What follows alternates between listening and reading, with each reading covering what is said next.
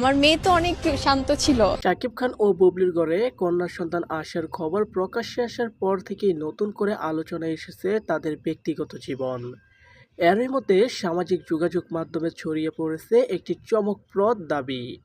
দাবি করা হচ্ছে নিজের কন্যা সন্তানকে দেখতে নাকি বুবলির বাসায় গিয়েছেন শাকিব খান। এই খবর ছড়িয়ে পড়তেই ভক্তদের মধ্যে শুরু হয়েছে নানা আলোচনা। অনেকেই জানতে চাইছেন সত্যিই কি মেয়েকে দেখতে বুবলির বাসায় গিয়েছেন শাকিব খান, নাকি এটি শুধুই সামাজিক যোগাযোগ মাধ্যমে ছড়িয়ে পড়া একটি দাবি। শাকিব খান ও বুবলির সম্পর্কে নিয়ে এর আগেও বহুবার আলোচনা হয়েছে। কন্যা সন্তান শেজাদকে নিয়েও দর্শকদের আগ্রহ ছিল অনেক। এবার কন্যা সন্তানের খবর সামনে আসার পর সেই আগ্রহ আরও বেড়ে গেছে।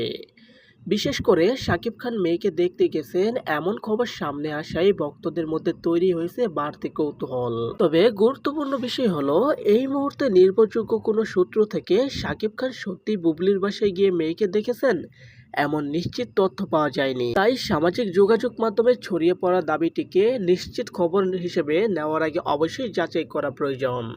তবে শাকিব খান ও বুবলির কন্যা সন্তানের খবর প্রকাশ্যে আসার পর তাদের পরিবারকে ঘিরে যে নতুন অধ্যায় শুরু হয়েছে, সেটি নিয়ে দর্শকদের আগ্রহ যে অনেক বেশি তা বলার অপেক্ষা রাখে না।